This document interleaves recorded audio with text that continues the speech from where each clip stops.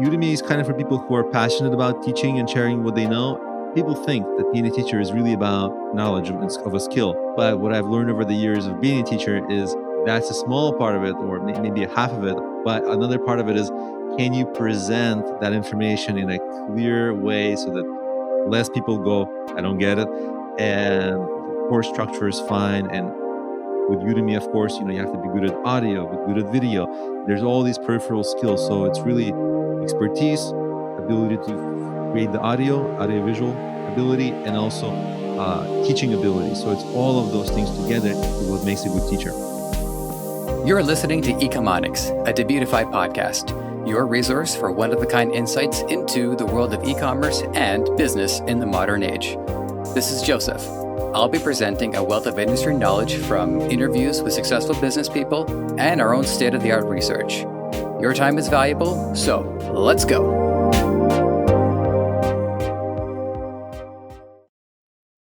My first impression of today's guest, Alex Genadinik, started with his t-shirt brand, WaveIfYouLike, a small but significant gesture that can sprawl out into a lot of good, depending on the day and the weather. We also get some insights into Udemy, one of the teaching platforms we covered in recent days. Alex is one of the best on the platform, and it shows that regardless of what you do, there's somewhere for you to share that to your benefit and to others as well, as long as you're at least one step from the first. It doesn't take as long to get into as you might think.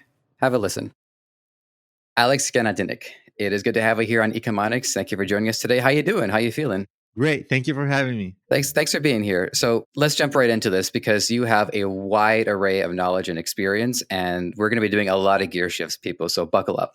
The opening question across nearly every interview podcast in history, and it's no exception here. Tell us who you are and what do you do? Sure. So right now, the biggest thing I do is I'm one of the top Udemy instructors teaching marketing, business, entrepreneurship, things like that.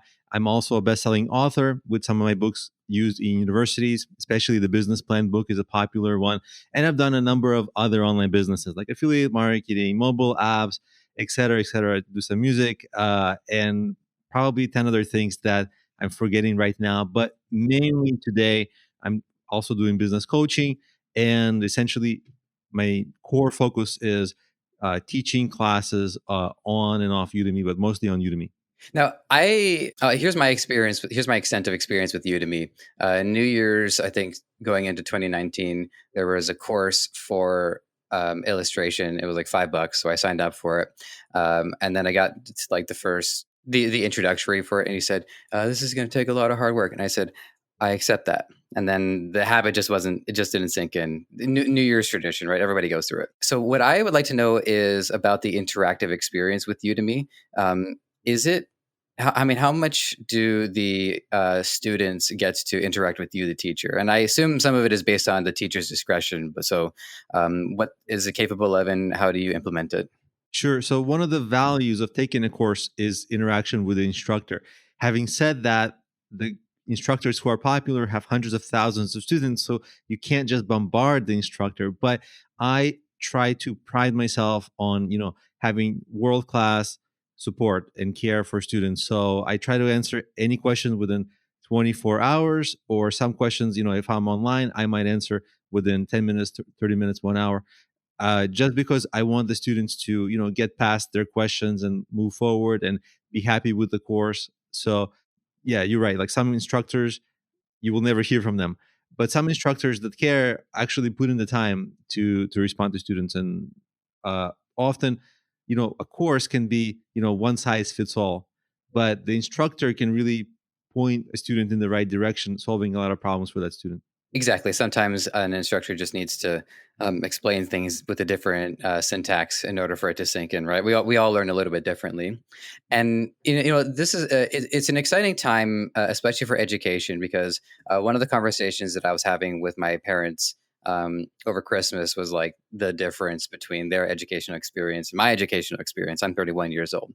When they were in education, they were in portables and they were getting whipped by nuns. That had the sticks on them. Now, granted, they turned out to be very competent people, so there is that. But when I went through elementary school, I got to be honest with you, It was good sometimes, but it was mostly a nightmare. I did not get along with a lot of the other students in class. I have some core friends that I'm still friends with to this day. I didn't get along with the teachers. One of them would like see me drawing, and rather than nurture my gift, would like rip my drawings out from under me and says, "This isn't the time." I was like, "Well, all right, fine." And what I found was most of my learnings and most of the skills that have stuck with me to this day, my college program was pretty good, but it's mostly just been what I had the initiative and what I did on my own because I was so driven by my own desire to want to explore something where the energy and the passion was just coming up organically, and that was largely been media and in podcasting and writing and creativity and all that. What I'm wondering about with the Udemy program is, or with your experience in online education as a whole, is what happens after? Are people able to take this knowledge and really turn this into a business venture for them?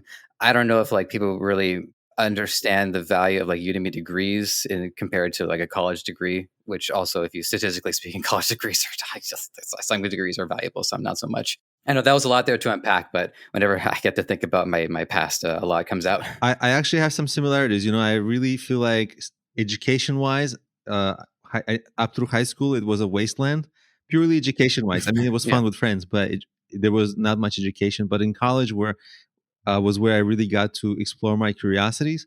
And actually, those curiosities really drove my career because I was curious. I was a computer science major, but I was curious about creative writing. That led into writing music, writing books. I was, curious about so many things that always end up finding their way into my current work that makes it different and in a way better. So I actually, and that curiosity was actually the driver for all of it. And I was actually really pleasantly surprised to hear you say that because not many people would say that. And I really relate to that. Now to your question about, where does Udemy fit in? So students on Udemy, they have a few different needs. Uh, the primary need is if you have some career goal, you want to start a business, you want to get a job, you want to learn, upskill, that's the current term. Udemy is fantastic for that because now it's funny to say, I'm going to go get a certificate that's going to cost thousands of dollars to learn Twitter. No, just go to Udemy, go take a Twitter marketing course. Tomorrow you'll know everything you need to know about Twitter marketing. Hmm. So those kinds of problems, like those kinds of scenarios, Udemy solves really well. You don't need. You could take a long, in-person course on any topic, but if you were sort of a self-starter, you really don't need to do that. You can go a long way with Udemy, and it's just for $10 essentially. Or they constantly have discounts. Um, Hmm. Oh yeah, they do. there's also another kind of student, the curious student, right? This will be more along your lines where, if you're taking a drawing class, it's more for your inner growth in a way. There's also that student on Udemy. It's less of a drive because obviously career and money is the number one driver for e-learning. But certainly there's, I am a student of the kind that's, pursuing their curiosities. Like I constantly take classes on things that are like, other people wouldn't, like emotional intelligence or music or stuff like this, that people are like, well, why is this, how are you going to make money with this? And I have to explain to people this is not for money. Yeah, I that's why the distinction I've always felt was important to draw between college and university. I always thought college was the place for to learn something in craft or in a trade or somewhere that can get people into the workforce. Whereas I always thought university was more of like the philosophical and the theoretical to really be able to understand something on a deeper level. I don't think that's really what the educational system has conveyed. I think now people see college as a prerequisite for university, and university as a prerequisite for paid work. Hopefully, Yeah, I would also almost just take a step back and say, um, college or university, essentially it's a vocational school for the most part, right? You're there, you're just kind of training to get a job, but hmm it doesn't necessarily mean that you're getting an education. Like you don't know Shakespeare, you might not know Shakespeare or opera hmm or writing, and people might say, well, why do I need opera? Well, it's really that's the role of education, is for your own inner growth, so that you have a richer life. And I don't know that current education system, the university-based education system, really provides that. If I just stuck to my computer science training, I would get zero of that. Like for the most, essentially almost zero of that, and it had to be on my own initiative. So I wasn't expecting to bring this up, but I've had this theory about educational reform. If it's cool with you, I'd love to talk to you about it. Sure.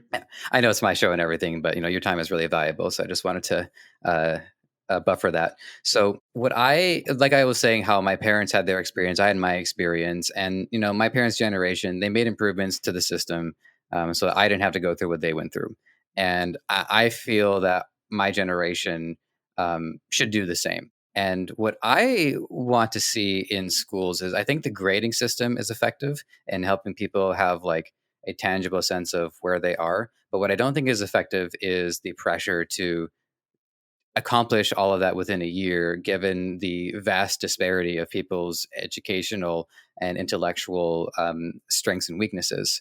So what I would like to see is more of like a community center version of it, where people of any age, frankly, okay, maybe you separate the kids and the adults, but can sign up for a grade level class, take the class at their own leisure, and look at education and school as more of like a lifelong pursuit.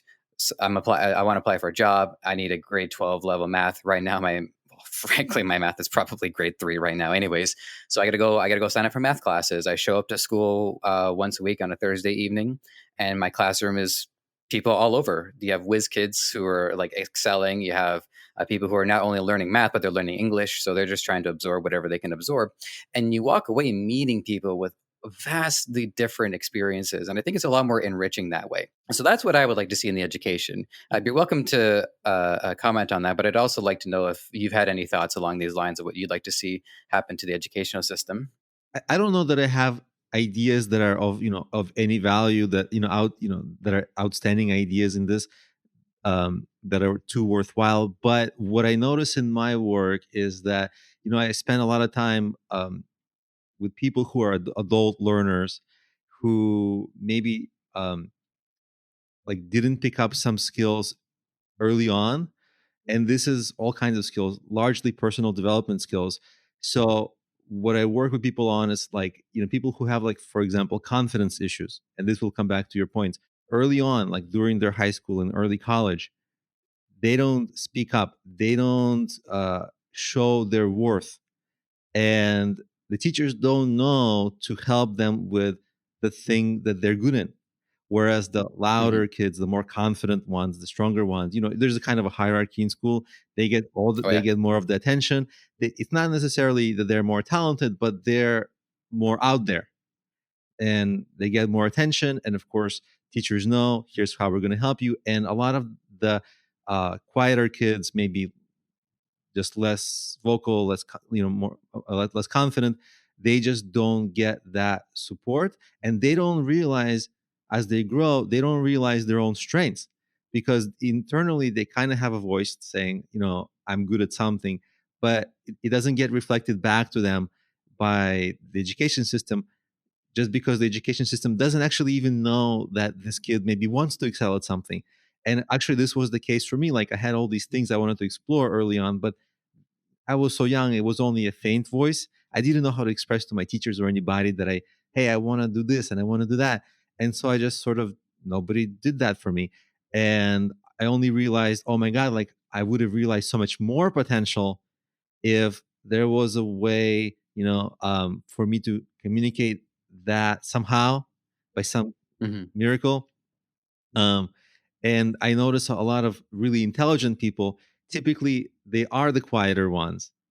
And typically this is their experience in school, is that, they kind of have to play catch up later to realize their potential. So I don't know if I have a great solution for this, but I notice this trend repeating itself time and time again, and it's a little heartbreaking, because the people who kind of have potential aren't realizing it, and there's and in a way help is so close but yet kind of so far. That's really maybe a really long way to express one thing that I think is interesting that I see. Yeah, it brought up a couple of thoughts on my side as well. One of them is that I don't know if it's as advantageous to introverts or extroverts, because the more extroverted ones will run afoul more of the teachers anyways, and depending on their own charisma and strength level, they might end up running afoul of their peers. And then you have introverts who are just trying to survive, 6 to 8 hours in classroom, keeping their head down. Hopefully, they don't end up being the center of attention in a way they don't like. One thing I will say, because I've had a couple of friends in the past who were definitely more of the extroverted type, where they would have no problem speaking out more often and expressing themselves more often. I will say I did notice that they were more street smart, and I want to say in a nicer way than street smart. Their social intelligence was higher, because I think they had a higher degree of social interactions. Because they were putting themselves more often, they got more feedback for it, and they were more adept at navigating socially. So one of my friends, he was great on Tinder. Like he was great at hosting parties, because he was socially intelligent, and I'm more than happy to grant him that, because the results spoke for themselves. The other thing I wanted to actually ask you about too was, because you were saying like emotional intelligence, and I can't remember if I've asked anybody about this before, but what do you characterize emotional intelligence as exactly? This is a really good question, and the answer to that will be an extremely long answer. So I'm going to try to keep it short. So there's a couple of ways to look at it.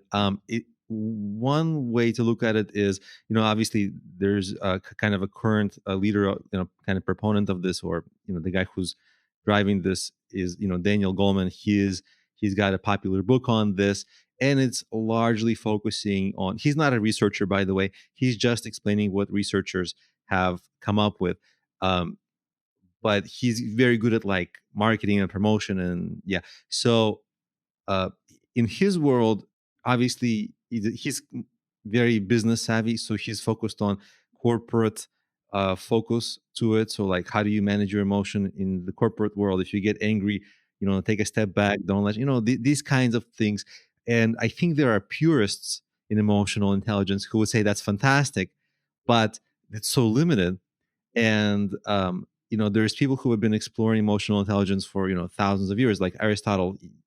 If you look at a lot of his in the Nicomachean Ethics, my pronunciation of that is just bad, but there's a lot of like inklings of what are the right emotions to have, what is the right work to do, well, how do you match them up, what work makes you happy, how do you determine that. He actually, I think, was one of the philosophers who uh, started to deeply look into that.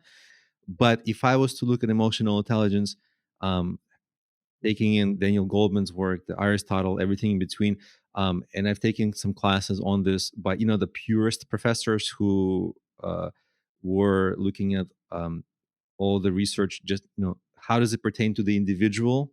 There's a very interesting way. I think if I was to find one anecdote, yeah, there was this. Uh, I'll give you a case study. This individual decades ago, and he was very bright lawyer. He got into an accident, and he had some brain damage. And what they found out, that like he recovered all the logic. He could still perform, but he lost some emotional.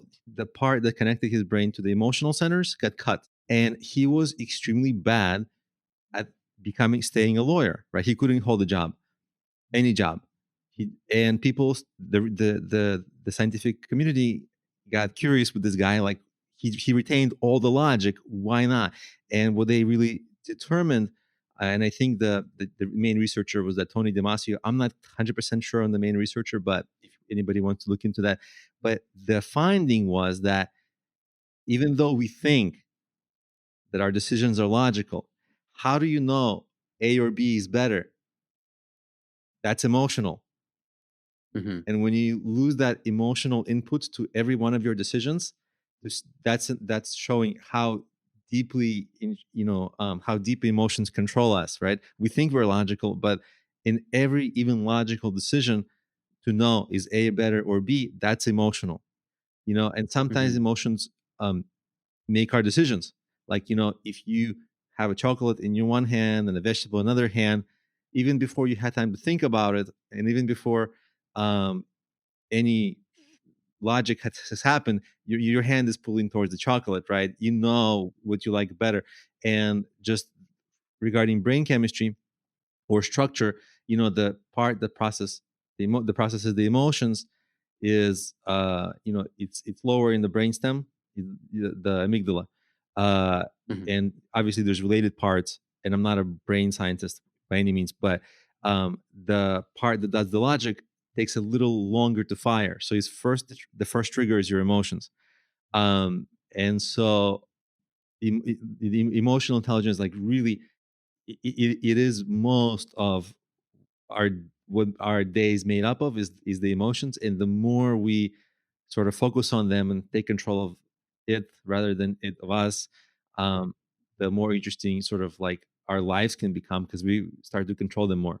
So there was one observation I unearthed from that, which is how you were saying that the majority of decisions can be emotional over logical, and yet one might think that they're making a logical decision.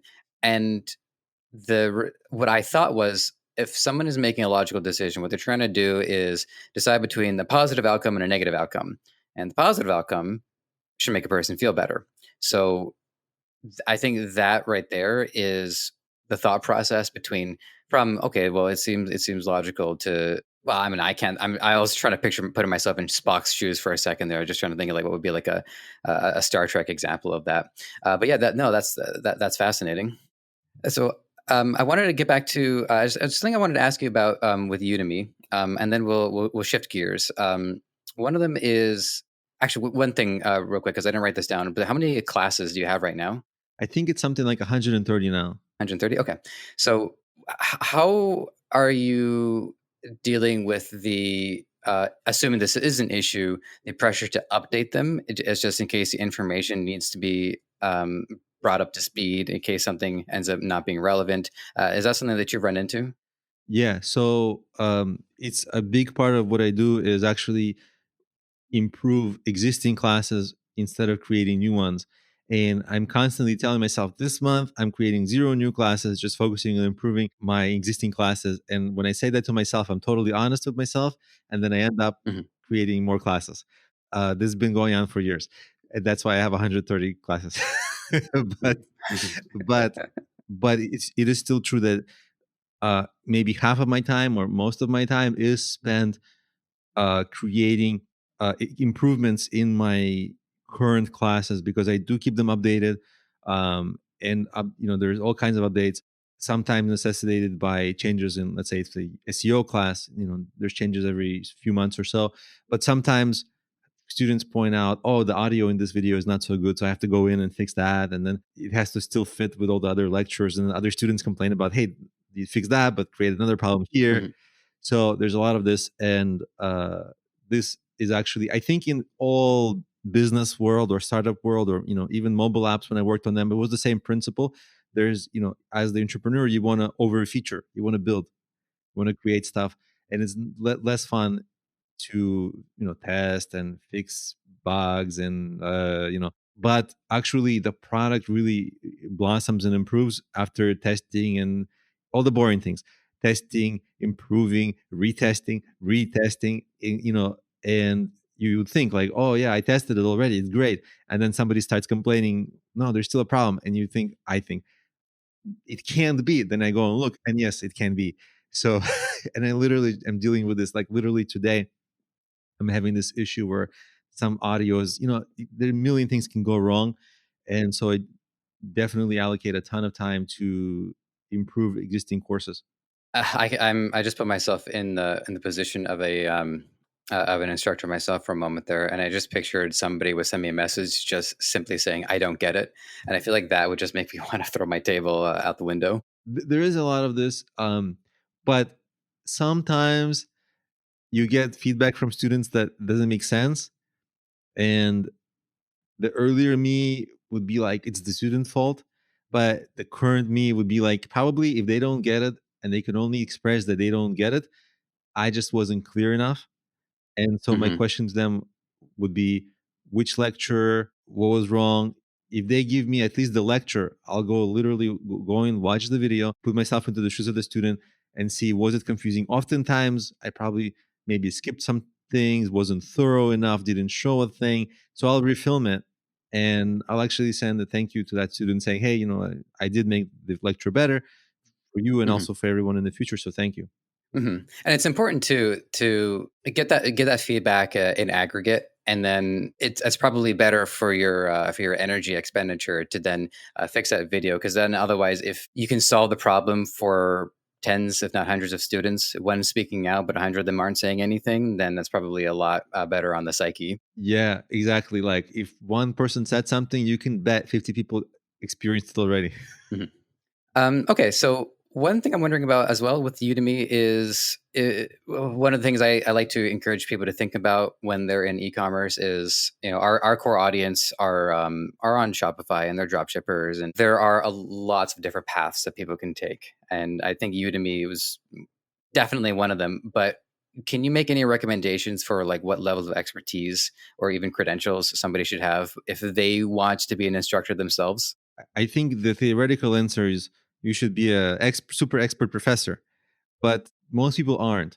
And Udemy is for people who aren't that. Udemy is kind of for people who are passionate about teaching and sharing what they know, and also are like a good intermediate level. Like you should definitely not be a beginner. But if you're teaching Mhm. beginners, like if I'm learning chess, I don't need a class from a grandmaster. I need a class from somebody, who has 10 years experience and pretty good at it. 5 year experience is totally fine. I Mhm. just need to learn, how do the pieces move? What are the openings? Like what are the standard things? So I don't need to know how to think 10 moves ahead. It's overkill. And it's probably very boring Mhm. for the teacher to teach. They can't put themselves in my shoes. So a tremendous professor would actually be a little bit of a mismatch for the beginner. So solid intermediate or intermediate to advanced is actually a really good level to become a teacher. Having said that, being a teacher is, people think that being a teacher is really about knowledge of a skill. But what I've learned over the years of being a teacher is that's a small part of it, or maybe a half of it. But another part of it is, can you present that information in a clear way so that Mhm. less people go, I don't get it, and the course structure is fine. And with Udemy, of course, you have to be good at audio, good at video. There's all these peripheral skills, so it's really expertise, AV, ability to create the audio visual ability, and also teaching ability. So it's all of those things together is what makes a good teacher. Yeah, and I guess further to that point as well is that you don't have the luxury of kids being okay. I was going to say confined, which it's just technically true, but also technically not true. But kids are, I don't know. There's no other word. Forget it. They're confined to the classroom for 2 hours, 3 hours, and there is a lot of bad news bears that would arise if they were to leave. So I think there's more, I don't know, there's more leeway for teachers. I had one class, by the way. I had a marketing class in high school. Teacher didn't even teach. We spent half the class playing worms. So there was there, what could we do, right? We still had to check the boxes, and we still wanted to get our credit so we can pass and get out of there. But you just hear what I just said there, which is get out of there. Whereas the incentive of people, I think there's also a little bit of leeway where I guess people are like, they're self-motivated, so they want to sit, they want to learn. So there is an element of that too. But nonetheless, yeah, you're making a fantastic point, is that teaching, a core element of it is public speaking. And it's important to be engaging and make sure that people can understand and are compelled to keep listening, and and form a connection with you, because the students definitely remember their teachers. I know I assume that teachers remember some students that were significant in some ways, especially if a student ends up becoming like Keanu Reeves or something like that. But for the most part, I definitely think it's more on the side of like the student definitely remembers the teacher a lot more, just the 30-to-1 ratio. Yeah. Also, I had this epiphany for myself. This is after years of teaching.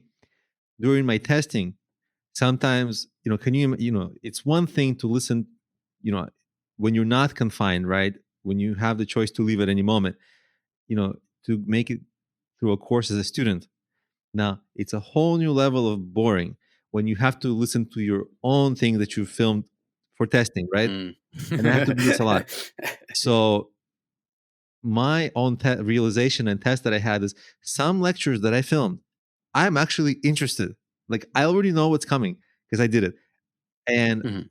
I know the subject matter. I've refilmed that thing a bunch of times, but sometimes I can present it in such a way and use the right kinds of tones and the right kind of logical structure that I don't lose myself even as a listener, even though myself, I'm very bored of myself, right?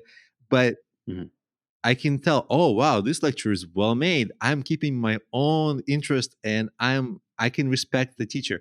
Whereas maybe some older videos or some other ones, they just don't do it for me. My mind drifts and I listen again. Maybe I got distracted. Same thing happens on some part, my mind drifts. So it's really like just perfecting your own presentation as an instructor to the to some kind of crazy level that I didn't even think was possible. Sometimes that like this just kind of epiphany that I had for myself that I didn't even realize was possible. That there's so in that, to that point of keeping the students interest level, as an instructor you have to really improve your craft. And in the regular classroom, the teachers, they don't actually have to do it. I listen to a lot of college lectures on YouTube, and the presenting is okay, mostly not great. Mhm. uh Especially if they get into, like, PhD student, they're not presenting really well, they don't captivate. But and they're not really graded on it. The class is fine anyway. But as an online instructor, I mean, if you don't present well, people leave bad reviews. It's intense. So the pressure to improve is really strong. So I had to kind of go through that evolution. That's fantastic. And then there's certainly plenty of avenues for people who are compelled to do it, which is great. We live in a great time where people who want to speak have the opportunity to speak. And I'll leave it at that because I want to do some gear shifting here. What I did was I looked at your website. I looked at some of your material, and as usual, I always try to find things that are distinct. I try to avoid asking questions that have already been asked. And one of your most popular videos at over 122,000 views is on KPIs, which is key performance indicators. Now, this might not be as actually, I was about to. Here's what I was going to say, and then I realized it was wrong. It might not be as important for someone just running their own business versus running a business for others, which I might slink by on a mere technicality, but forget it. KPIs are important regardless of a single person operation or not. And now, me personally, I had a bad history with KPIs because I've been in a lot of retail spaces and sales jobs. What I found was KPIs were something that I was instructed on and reviewed on. I wasn't always happy with the way it was influencing behavior. So, in a sales position, let's just say a customer walks in, I spend 30 minutes to an hour with them, and I didn't close.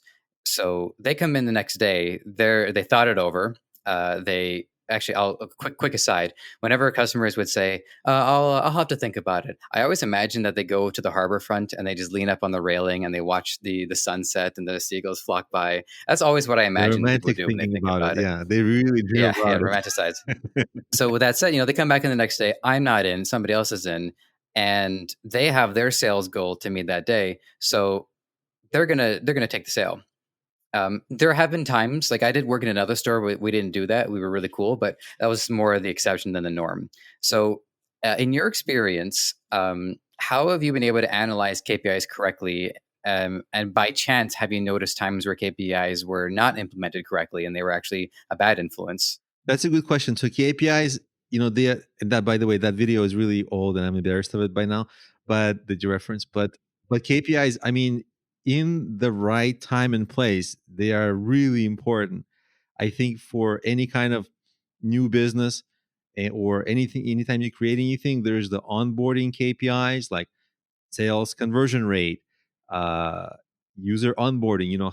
How well they make it through your funnel, and those just purely technically, right? Because you mentioned there's a human element in the KPIs you mentioned, but in an online world, there's like it's just hard math. It's like, Hmm. is it 7% or 8%? Well, let's make it 9%. And they're really important to track, because in a way, if you can't track, let's say, your marketing effectiveness or any or your action, well, if you can't track it, that's KPI. If you can't track it, how do you make a decision on top of how do you make it the next decision that you're flying blind? So in some sense, you can't deal without it. You can, but then it's fraught with error. So it's ill-advised. On the other hand, there's it's hard to find sometimes it's hard to find the precise KPI. For example, like in my courses, there's data I get from Udemy of like how many students quit videos or how many students maybe quit how early, whatever, like that, right? So that's a great KPI. Like I try to have like as much as possible completion rate as I can. And if I see one video is having like a 70% completion rate, another video is having, and all the other videos are like 90% completion rates, then I think, okay, I got to look at that. So that's really helpful. But on the other hand, there's the human intangibles. Like there's this anecdote, like for the longest time, students were commenting on one of my courses, you speak too fast. And so I went in and I slowed down. Never mind, they can listen at 0.5 speed or 0.75. Okay, let's say they don't know that. Then I went in, changed some things, spoke slowly, kept getting those comments. You speak too fast. And they're still, those hard metrics, the numerical metrics were still kind of similar. So I couldn't use that. There was not enough information there. The students were still telling me, I'm like, I can't slow down anymore because then some students will say you speak too slow. And so then, like for the nth time, I went in and I literally tested. I watched the video, purely intensely focused on what was wrong with the video. And it wasn't that I was speaking too fast. It was some concepts were complicated and they were just a little confusing. And so I took that video, broke it down into 2 videos, never got that comment again. So really, when they were saying you speak too fast, what it really meant is the thing is just confusing.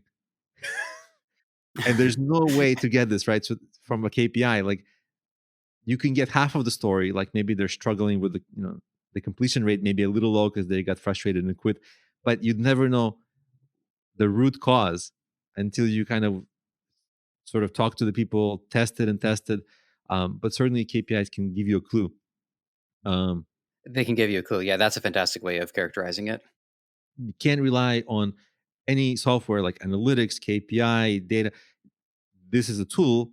It's not everything you should use, because then you're not accounting for the human element of it. Yeah, I'm not sure like what exactly is the point that I want to make, but I will say that I think the human element is always like the root of this, because we don't get that data without human behavior. So all of that data does communicate something. And what we were saying about how if one person is speaking up over it, that means 50 other people are having the same problem. They're just not saying anything. So in a way, you are taking the pressure off of them, where they're just going to be themselves. They're just going to behave, and then the data will reflect whatever their behavior is. So, I mean, there is human element to it, but and then also, what was the other point they were making too about logic and emotional intelligence? Is that when we're making the logical decision based off of the data here, but once we get past that layer, we get down, and it's still largely emotional as well. So it's just a lot of stuff that's like a lot of synapses just firing off in my head. All right, so I'm gonna shift gears again. So we talked to somebody else about private label rights, and for those of you who listened to that episode, I acknowledge at one point I switched it around. It was PRL by accident. I recognize that. I'm moving on. So I want to use my own store as an example. So over the course of this series, I wasn't doing a store at first, but after listening and being inspired by over 45, 50 people at this point, yeah, okay. I'm running my own. I'm going to run my own store. I got all the tools. I got all the resources. I can do this. So I settled on the home office niche, and the reason why I settled on it was because I've been working remotely for 7 years. When I started freelancing and audio editing, I'd done some sales jobs freelancing. This is remote, so I'm passionate about it. I think it's great to have a home office and to have a creative element to an efficient workspace. So we don't get that if we were to go into like a WeWork or something. So with private label rights, again, we should know what these are, but what prerequisite should my site have? Should I look into before I acquire one of these? And then if you want to take me through the acquisition process, that would be great. Are you talking about specifically about my courses, private label rights? Well, or I did look through the list of them, but I didn't like absorb which ones exactly were relevant to me. So if one is relevant, that would be fantastic. But I didn't mean the question in general. So private label rights is kind of a broad concept, because if you apply them to a widget, Oh, right. Okay. right? You Yeah. can put your logo on a widget, and hey, it's my logo, it's my widget. And so there's a lot of companies, let's say in China, who would make any tangible item, allow you to white label, say, hey, not now it's my brand.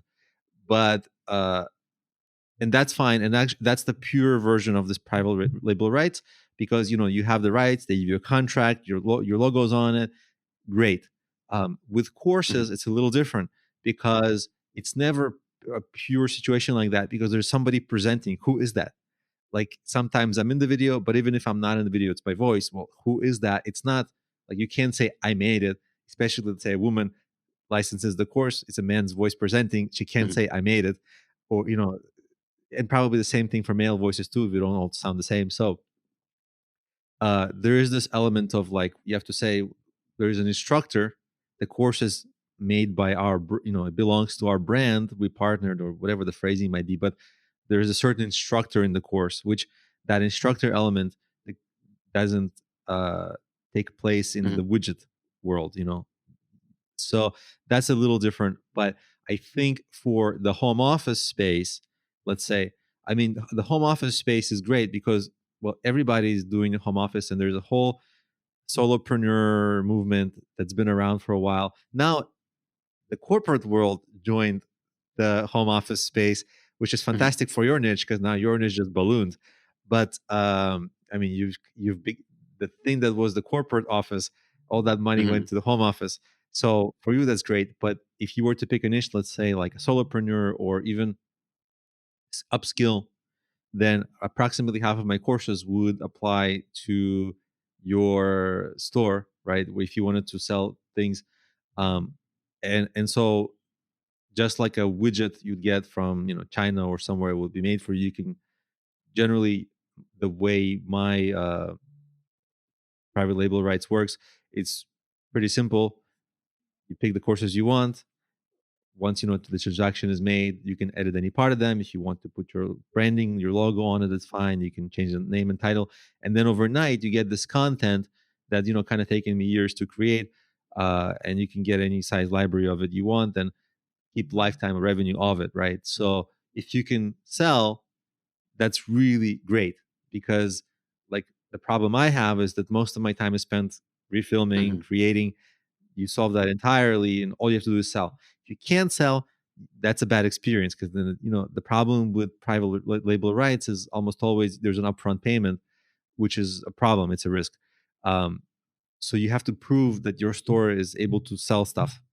Once you know that you have a customer base who's consistent, who buy, this is fantastic, because you've kind of, there's always some risk, but not as much risk. And if you can sell, your production cost is low, essentially just the one-time payment, and then you keep revenue lifetime. And I update the courses, so you Oh, get the okay. updates. So yeah, so, like, you know it works indefinitely. So that's how selling courses might work. It's not a common case for Shopify stores. It's more a courses is more a case for, like, if you have like teachable, those course platforms that allow you to create a course site on your uh website. That's the more common scenario. People come to me for licensing the courses when they have like a Thinkific or a teachable store. And it's a little less common for Shopify, but I can see how it can work with Shopify. Yeah, because I would say that in its present state, if it was just a drop shipping fulfillment store, I've seen plenty of them, and I know what their game is. It's testing products, seeing what they can turn into a winner, and then they'll move on to other products. And in order for I think for it to be a good fit, the store has to evolve as a brand. And that's something that I definitely want to do too, which is again why it's important for us people to pick niches that they're interested in, that they have passion for. We run stores. If I'm going to run a store, I want to buy the products myself, and oftentimes I do because it's good to test the products out just to make sure. And also, thank you by the way for clearing up when I said that private label rights. I did think it was specifically about courses, but it's much more broad than that. It can be applications. Which, by the way, I didn't actually think about that. I didn't realize that applications could be private labeled or widgets, as you're saying. Well, the like kind of things you can hold in your hand, not necessarily a phone app, but like like any product you might buy on Amazon. A lot of them are. Oh, okay. Oh, yeah. Sorry. Okay. Thank you again for clearing that up. Because when I hear widgets, I habitually go towards Yes, WordPress widgets and plugins, stuff like that. I'm Okay. the old school widget that Yeah. Yeah. you. I thought WordPress widgets was old school, but that's where we are now. You're 2 for 2 on that one. Thank you. Okay, so we're gonna shift gears again. So this one, by the way, this is a question I was planning on asking way before, but you see what I was saying about how these things they unfold organically. So I want to talk about WaveIfYouLike, which is your store right now. And the reason why I want to talk about it because I think it really reflects a lot of your personality and the positivity that you want to express to others.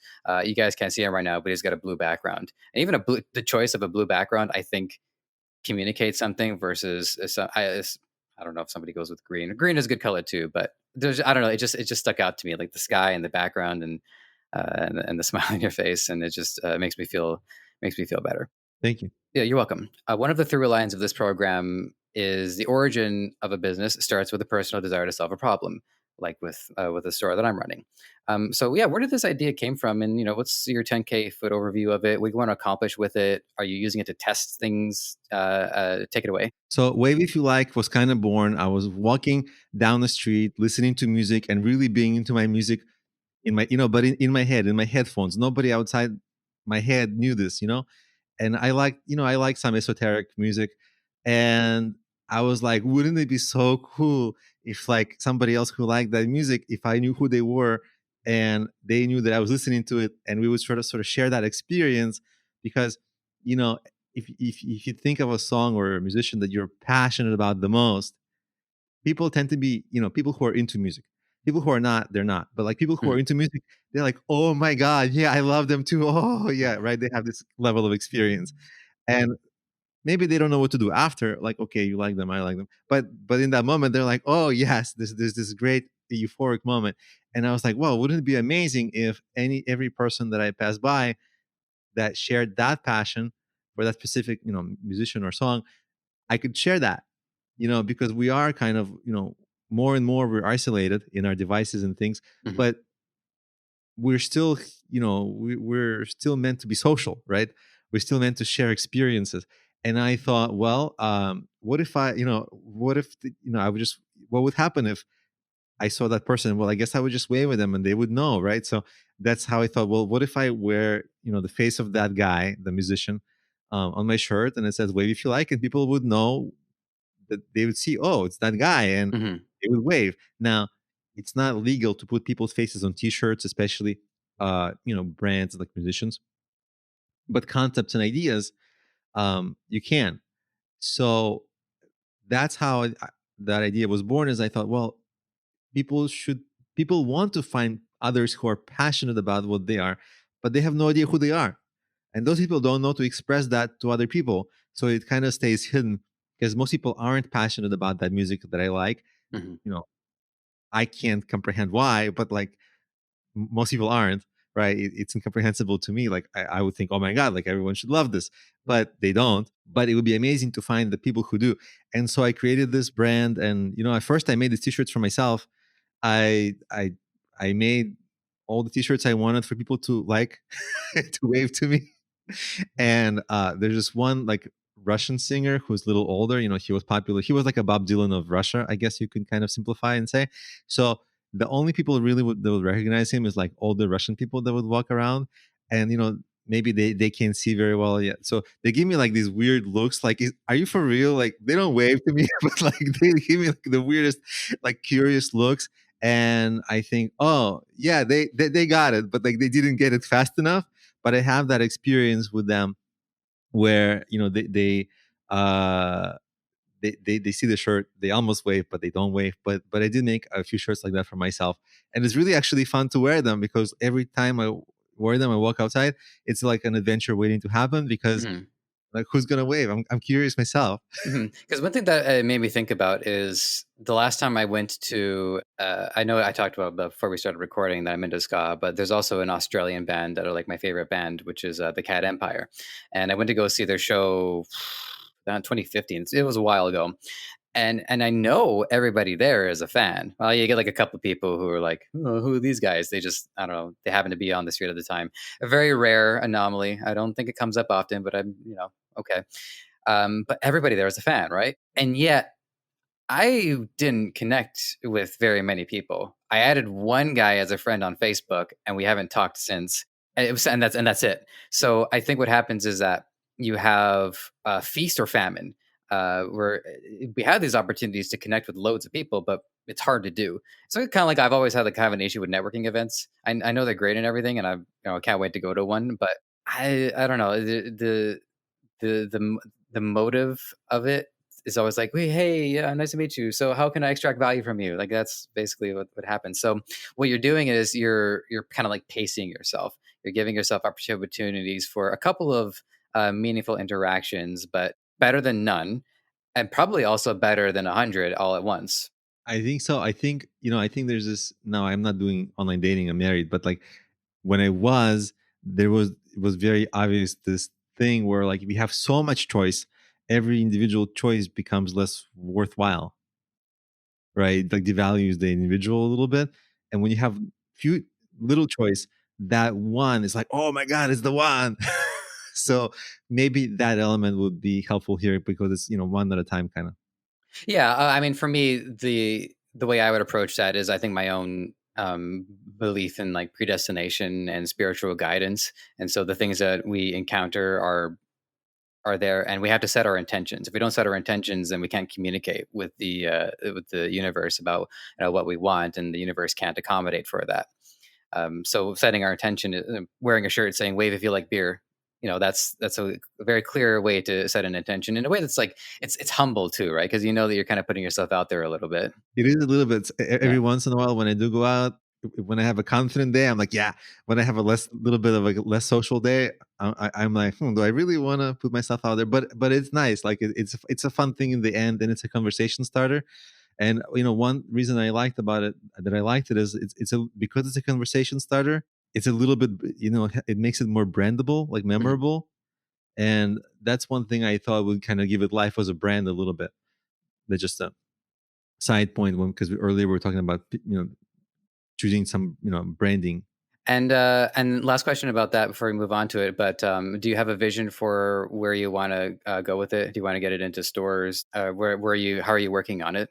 I mean, I don't see it being sold in stores in any sort of the foreseeable future, or any. Right. I'm not even thinking about it, but really, it's an Etsy, Amazon, Shopify play, and maybe a few of the smaller, uh, you know, fashion retailers like you know Teespring and Redbubble and ones like that. Hmm. But really, there's an issue of focus where it's not even my main business at the moment. Sure. So I can't spread myself too thin, and so I do, because of that brandability and catchiness of it, and just the fun factor of it.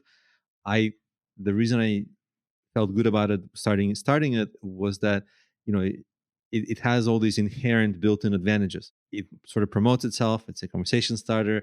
It's more catchy. I think my premise was that it's a little kind of more fun to wear, Hmm. and those are competitive factors in Amazon in general.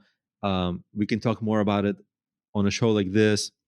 Whereas if I sold, regular T-shirts, like if I did get them white labeled, they'd be okay, but like not, it wouldn't be really mine, and I couldn't really build a brand on top of it.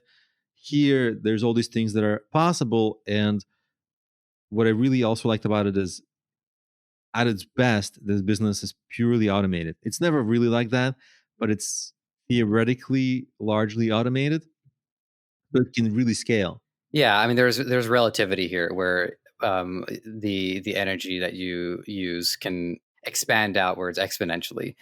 So rather than having to like print each individual one, which would be more like a boutique service, This is more the ability to put that same energy in, and then people can order in the hundreds. Yeah, print on demand. I am so happy that that's a thing, because my girlfriend, she's a fantastic artist, and we've come up with a couple of images together to sell. And we can take our time. We can just put them on Redbubble, on Zazzle. We can set up our own store, and then just let it be. And if anything happens, it happens. And if we want to push it, we can market it. But we don't necessarily have to, and the costs are so low. Yeah, it's great. It's definitely something, I think, for people to consider some way that they can put this into their brand as well. I would say print on demand is something that it's if it can fit into a person's brand, I would definitely recommend it.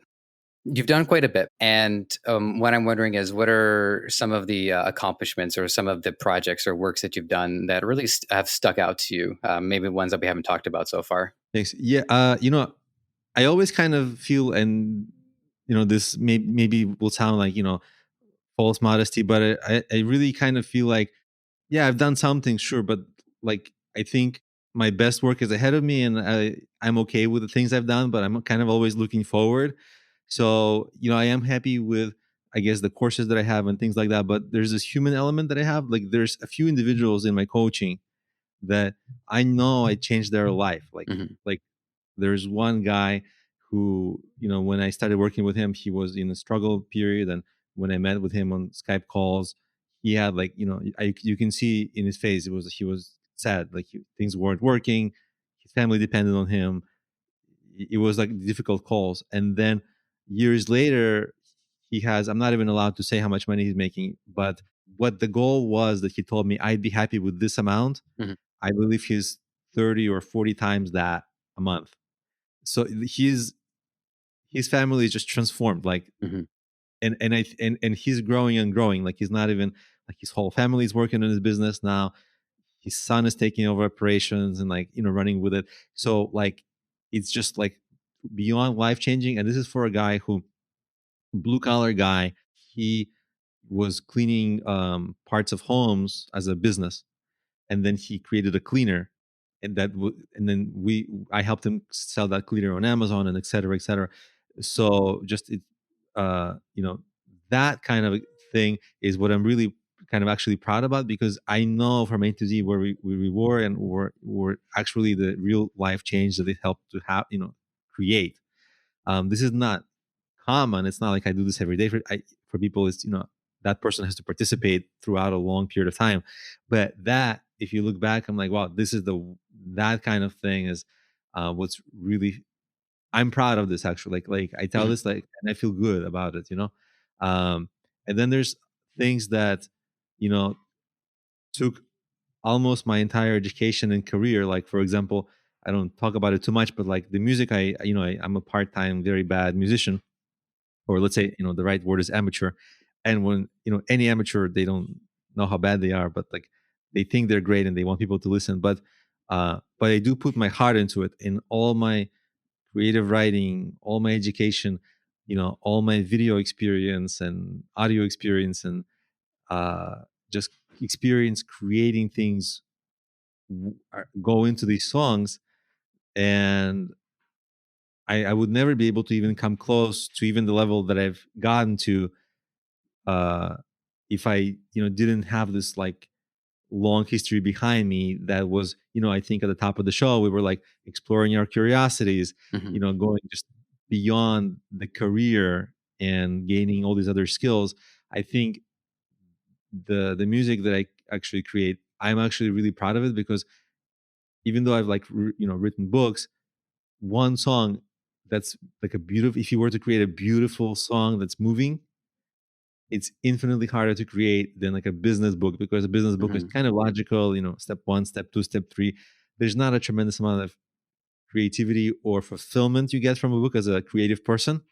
But if you write a song that somebody's like, wow, I just got taken to a different place for 3 minutes, then I'm like, wow, on a personal level, that for me is actually the best accomplishment. I'll say this about, I mean, I have my own musical preferences, of course, and what notice are some of the most significant experiences I have with music is I remember I was in this art store in downtown Toronto, and I can't remember the song that came on, but the melody and the lyrics of it suddenly made me think about the passage of time and how much time had passed up to that point and how much time will continue to pass and that eventually it runs out.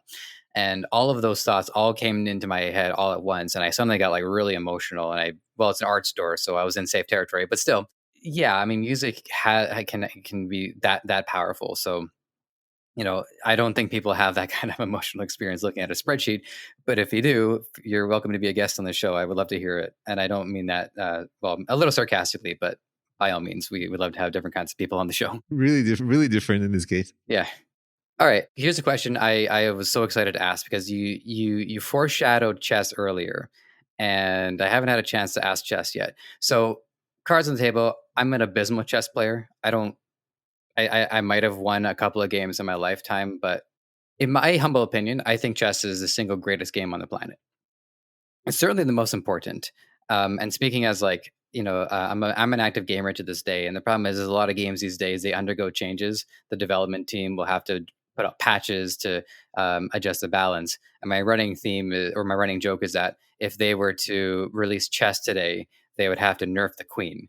Now, chess did have a long development phase, by the way, so things did change over time, but it's done. They figured it out. Leave it alone. The beauty of games, and this is why it's important for people to find some way to play a game, even if it's just on their phone, is that it allows for an environment to make decisions without consequences. And what that lets people do is that you actually learn about yourself. What I learned about myself in chess is I'm highly experience driven. If I know I'm going to have a really good experience, that tends to supersede my desire to win. Not always, but in chess, it seems to come up. So when I play chess, I just turn into a bloodbath. I just try to like get all my pieces out, and I just try to hack away at everybody else. And I don't know. For me, it's like a scene of Braveheart. So that's what I learned about myself. But can you think of anything you learned about yourself from playing the game? That's interesting. So you maybe are really attacking mindset, right? Like you're the Mike Tyson in your mindset. You're the Mike Tyson of all things being equal, right? I'd like to substantiate that, but oftentimes I'm more of like a defensive person. So I think because chess, I just let loose. So maybe it's like defense, defense, defense, counterpunch, defense, defense, defense, counterpunch. So Right. maybe more like Mayweather. It may be right. So Mayweather, I think he's known as he would say differently about himself, but my limited knowledge is he's more of a just defensive guy, right? Mhm. He's counterattacking. I think he would probably say about himself he's a counterattacker, but I think he's just more, I would say almost more defensive than. I think the counterattacking one is one who's like lightning strikes, power punching when he goes on when it's his turn. Mayweather is not known for a strong punch. He's okay, but he's not a power puncher. Too much boxing in this probably, but I think in my chess, I mean, I people might wonder where's my accent from when they're listening. So I was born in what was then Soviet Union. When the superstars of the day, if you think who are our biggest stars today, I don't know, Cardi B, uh, people like this, That's the world we're in right now. Kim Kardashian, they're like the biggest, most known people. When I was growing up, it was Gary Kasparov, like the chess grandmaster. He was revered for his brain, and he was the superstar of my childhood. And actually, he lives in New Jersey, and I live not far, so it's my dream to meet him. And if I ever met him, I would be like, oh. But that's just a side note. But when I was taught to play chess, it was more like think, think, think, think, think. It's really like a patience of mind thing, because I think you see now very popular the fast chess, but it's to a chess purists is anti-chess, because the whole premise of chess is to think, think, think. When you think you have a move, keep thinking, think. And the idea is to come up with many solutions and come up with a great solutions. Great solution. And actually, I find it useful now because now there's so much compulsion, right? Anytime you're bored, open your phone. As soon as you open your phone, a million news articles. Oh, right now you're angry at all of them. Okay, bye. Yep. it's the stimuli is coming at such a rapid rate, and we talked earlier about emotional intelligence and waiting for the emotional part of the brain gets triggered earlier and the logic gets triggered a little later. The patience of mind, to me, I think that chess gave me that. With my teachers, like literally, they told me sit on your hands so that I couldn't just grab the pieces. When I was a kid, and I learned that. But from that, to your point, there's this purely attacking style, and then my style. What I kind of found also was I was a counter-attacking style. Mm-hmm. But what intrigued me in the counter-attacking style was that if you look at famous games, um, there's like this moment where lightning strikes, where like you don't see what these people are thinking yet, but when you get there, like they make some move and you're like, why did they make that move? 5 moves later, they're like, oh my God, like they saw this. That's the, whether they're counter punching or punching as an attacker, they're the Mike Tyson of it. So in chess is where your brain becomes a power puncher, whether it's counter attacking or purely attacking. But it's never, defense is okay. There's room for that. It never was appealing to me just to be a purely positional defensive person. Mm-hmm. There's a strong element of that in chess, and they can win and everything. But if you look at all the grandmasters, uh, Gary Kasparov, Gary Fisher, super attacking, like lightning strike. If you watch their games, historic superstars of chess, if you watch their games, the highlight games, it's just like lightning striking. They're Mike Tyson's of brain. That's what I really like about chess. That's terrific. One of the things I find about defensive play, and I know, and by the way, people, I warned you, we're going to be doing a lot of gear shifting. So one of the things that I think is almost like a tension between the sport and the audience is that defensive play is not entertaining. Floyd Mayweather is kind of like the big bad. People want to take him down because I think some of it is personality based, but it's a lot of just like, they don't find him enthralling. And coming from a large video game background, this I don't expect anybody to actually go check out. But if you want to see the equivalent of this in the video game world, there's a YouTuber by the name of Lemon, and he does this series called Never Ever. Like there's never ever going to be another show like Monday Night Raw. There's never ever going to be another driver like Dale Earnhardt. And one of them is there's never going to be another player of Super Smash Brothers Melee called Hungrybox. And in this game, everybody plays aggressive for the most part. There's a couple of people who are like floating defensive, but Hungrybox is like the defensive archetype, and they loathe him. There was one tournament he won. Somebody throws a crab at him after he won, and he was so upset because he worked so hard and he plays very well, but it's just not entertaining. And so I think defensiveness has always been a sticking point for a lot of people. I'm the opposite. Like when I'm playing people and people are like trying to get up in my face, that's when I start to get like, frustrated. Like, take a second, man, breathe. Yeah, well, these scenarios, the game scenarios, they're in real life you have other variables, but then you can in the games, like you said, you can really test yourself in a different environment in a good way. It's like in a safe way, and you can see really where you're really at. If you didn't have these society constraints, maybe you'd be like the Mike Tyson of this your spirit is the spirit of Mike Tyson. So I'm gonna do 2 more questions for you, and then we'll get you on out of here. The final one will always be like the traditional words of wisdom question, but this one, it's a question about creativity. It's an important subject, and you've talked about it on your content. So from your vast instructional experience, have you ever been able to like noticeably improve someone's creative output? And have you found like tangible ways to actually improve the creative mind? Or I don't know. For me, creativity is like one of my strongest aspects. And so when people ask me like, how did I do it? I don't really know.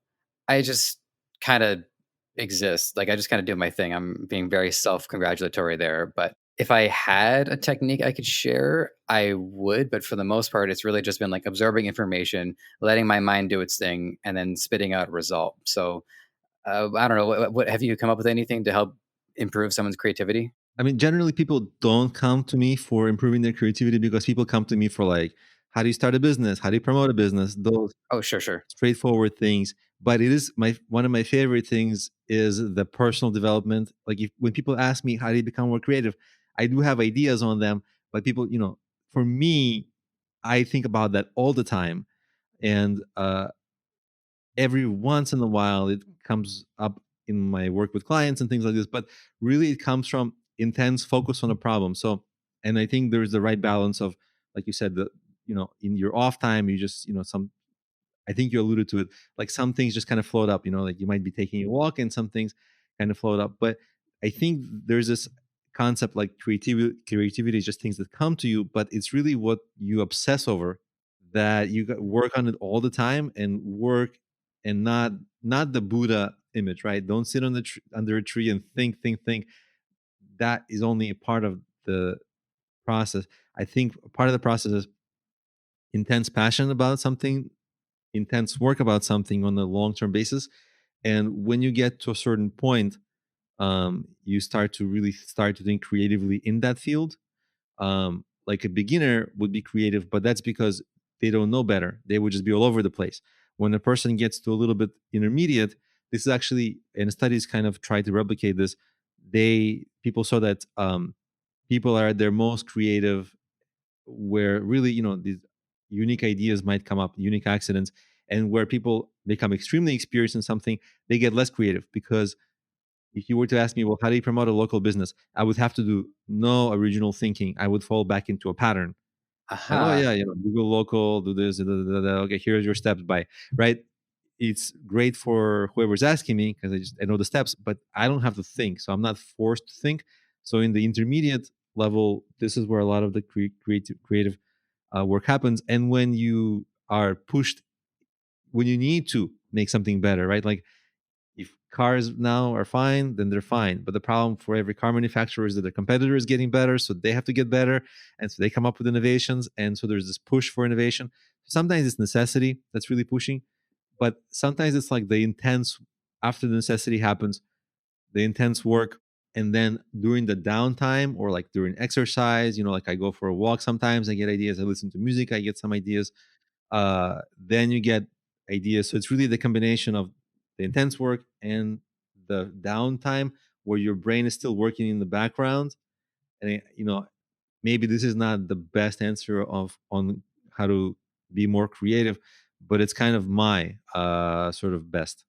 Well, as a self-professed a creative type, there's some significant takeaways for there. One of them is the relativity of fine. Like at one point in the unfolding of the car's lifespan, the manufacturer said, "Well, they've only blown up like 2 or 3 times a week, so I don't know. I think we're good. I think we're good." And then somebody else comes along and says, maybe we can maybe not have them get blown up at all.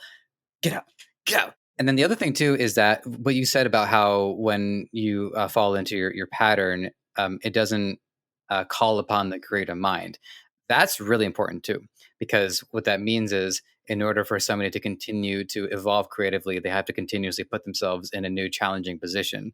So however good they might think they are, they have to continue to improve that. And then it speaks to the benefits of having competitive mechanisms. If other people are pushing ahead, well, we don't want to fall behind. So at the very least, that keeps the bottom from falling out. So yeah, no, there's some valuable takeaways in there for sure. And sometimes it's combining fields. So like the Dilbert cartoon, the guy who made it, he's very famous for saying he's not the funniest guy, he's not the best cartoonist, but he kind of combined it into a thing that he was able to make this Dilbert. So sometimes combining things in which you're pretty good, not the best, will kind of land you in a creative spot, unique spot. Yeah, and the other thing too about Scott Adams is that it was based off his experience too. So he had come from the corporate world, and so he had a vast array of knowledge. And then he also said he's a trained hypnotist. So I don't know, maybe there's just some subtlety or some like subliminal messaging going on in his comics that compels people to read. I don't know, but if he's figured out how to make it work, more power to him. All right, Alex, this has been a blast. We went over, but technically I don't actually have an over, so I don't know why I said that. Anyways, we're going to get you on out of here. So our final question is as traditional as the first one. If you have any closing words of wisdom, perhaps an answer to a question I didn't ask, you're welcome to share that with us. And then plug away. Tell us how to reach out, what content you want us to look into.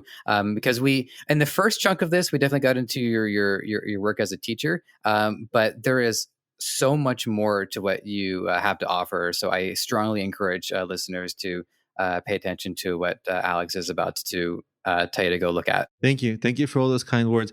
I guess most people do come to me for, business type advice. So I guess the thing I see the most, and we can, add emotional intelligence into this, is when people get excited about ideas. Oh, I have a business idea. I'm going to open my Shopify store, right? This, and people get excited at first, naturally. And excitement is an emotion, has some things that are known about it. It causes movement, right? It causes us to get started, but it also causes us to overestimate the good. That's why we're excited.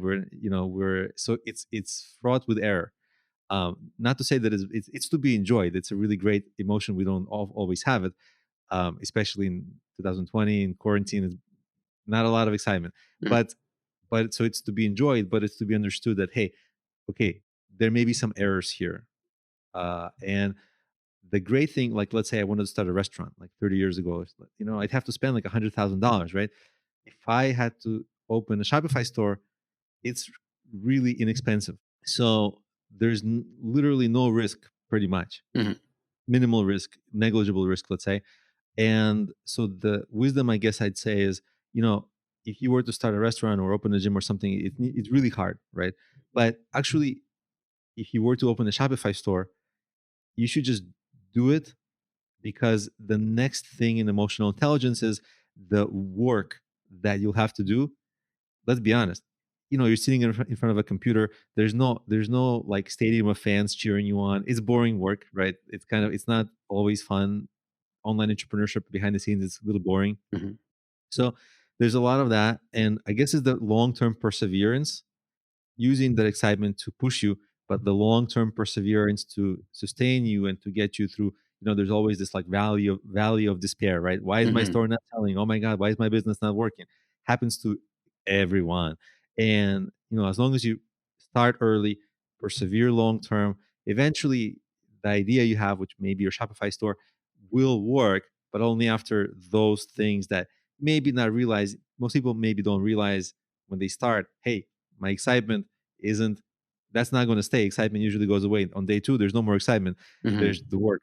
And then the long term, there's kind of just self-management and just making it through all the humps, even despite everybody saying, oh, your store sucks, or oh, your design is ugly, or whatever a million things people say. They usually say, they still tell me everything, and everything I try to do, I get this. And I know, like, people usually who say that, it's easy for them to criticize. They're not even doing anything themselves, but still you hear a lot of these negative things.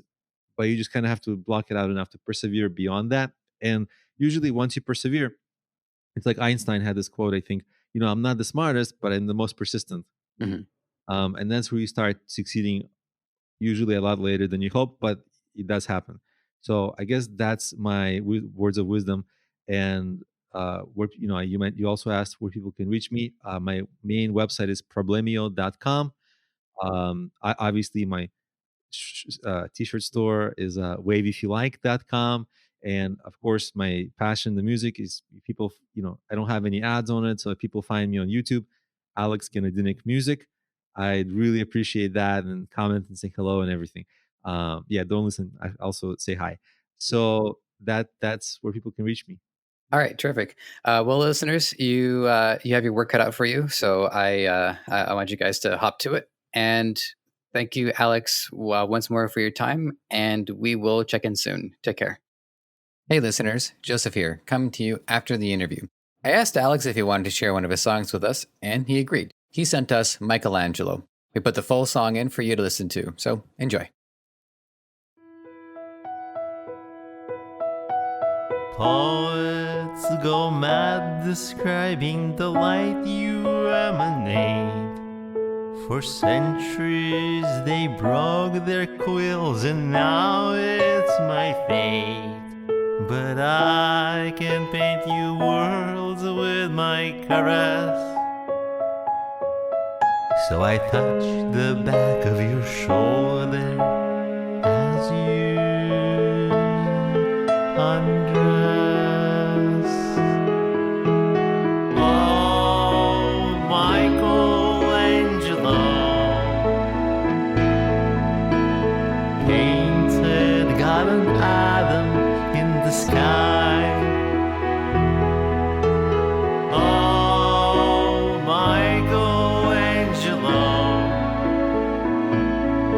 in the painting I see my love and I.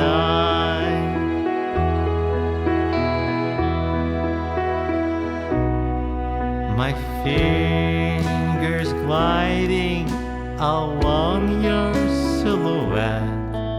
You're breathing with me. Our souls have met. Our eyes close as my fingers drag New Sistine Chapels along your back.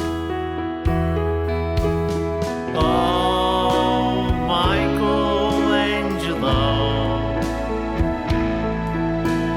painted God and Adam in the sky. Oh, Michelangelo, in the painting I see my love and I. His brush didn't show for glory. I'll guide his hand to repaint it with her and I in the story. And we'll surrender in ethereal sublime, where souls touch and forever intertwine, with hearts in heaven while we're still on earth below. We'll paint the world better than Michelangelo.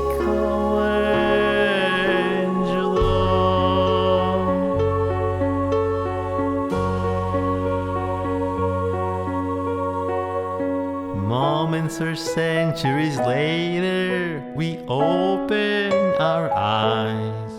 We've levitated in our touch, I realize. Each day of our flight, I'll find new words to express that make you feel as though they were a caress.